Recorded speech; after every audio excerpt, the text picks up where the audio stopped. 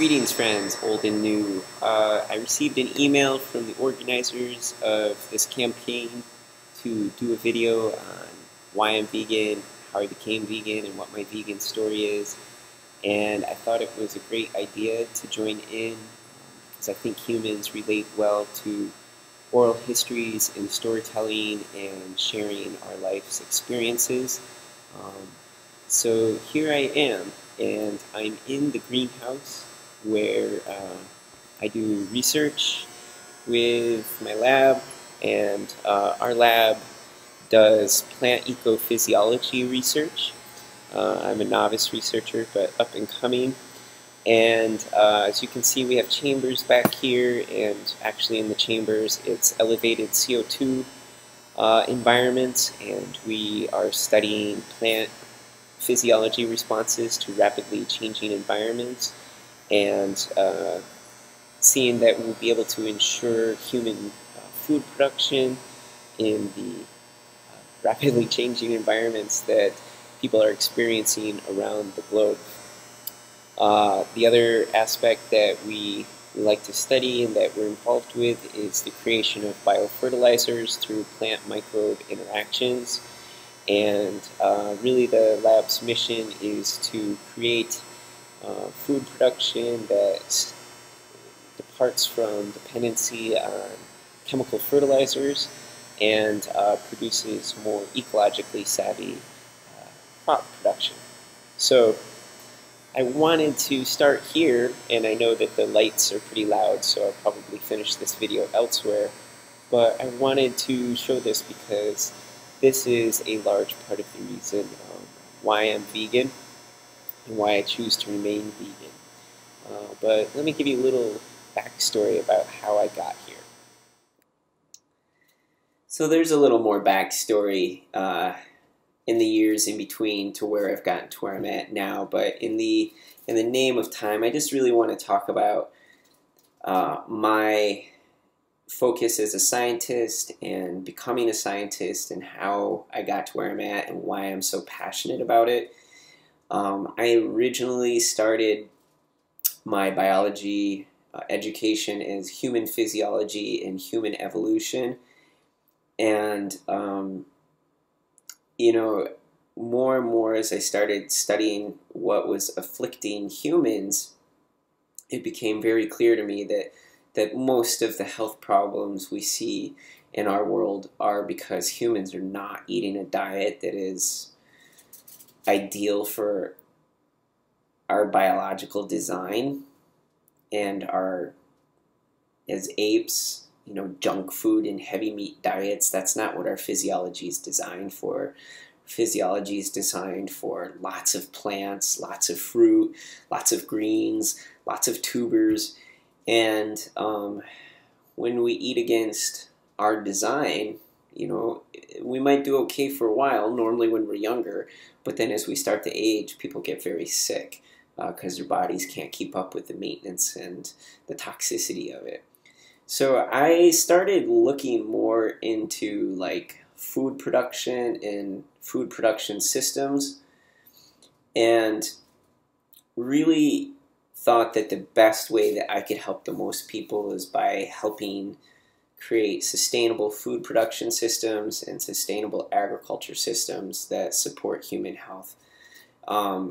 Right now our agriculture system's largely animal-based, and it is creating the most ecological devastation of anything on this planet, more than industry, more than nuclear, even more than human waste, more than driving cars, more than plastics.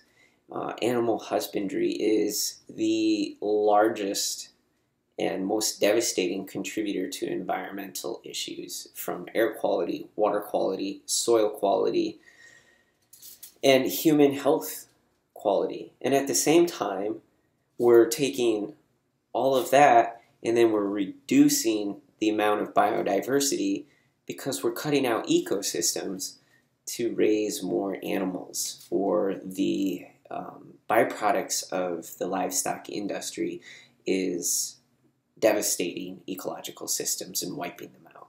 People don't really understand how many problems that we have right now with our agriculture, and mostly because it revolves around animal husbandry, or the crops that we're raising that use so many chemicals, that use monoculture, are raised for animal husbandry.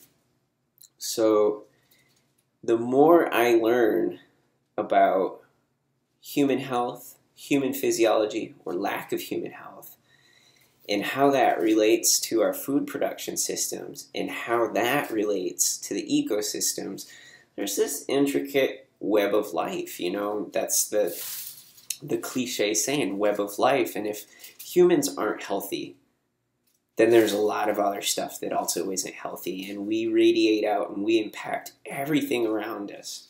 We're in every ecological niche on this globe. And I personally think we have a responsibility to ensure the continuance of life on Earth. And we are not doing that now. We are failing. We are failing as a species for ourselves. We are failing as a species for our jobs to create a livable habitat and environment for future generations. We are failing as a species to ensure that the biodiversity that we grew and evolved with remains diverse. We're in the 6th mass extinction of the history of the planet. We're losing species so fast now we can't even keep track of it. And this is all largely from human impact on environments. And we have to do something about that. We just have to as a species. What are we going to do? Just go extinct, or go into a phase where life gets so intensely miserable that people are doing terrible things to each other and fighting over resources? That's not how it has to be. Humans can make a choice right now to commit to changing what we know, changing our traditions, changing our systems that will bring about the resolutions that we need for the continuance and quality of life of our species and the other species we cohabitate with. And that's what really keeps me in veganism. If a doctor said to me, you have this mystery thing and you have to stop being vegan or you're going to die, I would look for another solution. I wouldn't go back to that, because I don't think that my one singular life is that important. We have to stop operating from a place of self-centeredness. And that's what humans have done best for a really long time, and we're great at survival. But it's backfiring on us now. And we have to bring around that self-awareness to be able to observe the trends and understand that we have to make choices that reflect our desire for breathable air, drinkable water, nice soil that's not loaded with chemicals, healthy children, healthy grandparents, healthy wildlife, and we're not doing that right now. Everybody's looking the other way and assuming that scientists will come up with some way to clean it all up, and it's not that simple. It's required that every day it's said that the average human makes over 200 food choices a day. That is the pivot that we operate on.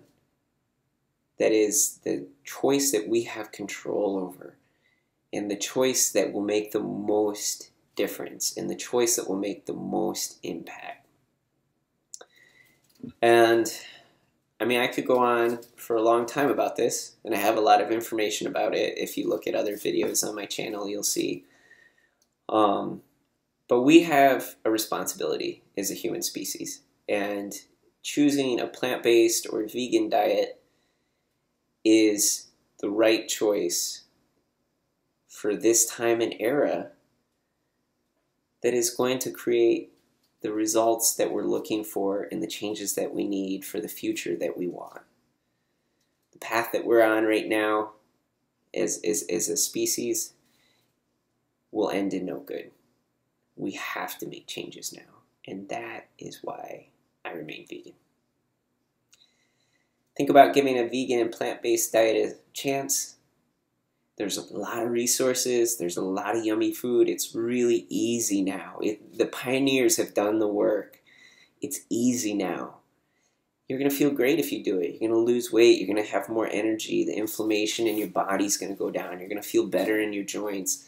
And you can do all of that while having the good thoughts and consciousness that you are contributing to the planet in a way that really reflects your desire for a beautiful planet. And the planet we should be living on should be gorgeous. It should be full of life and biodiversity. And we should be living in harmony with that life and biodiversity, not against it.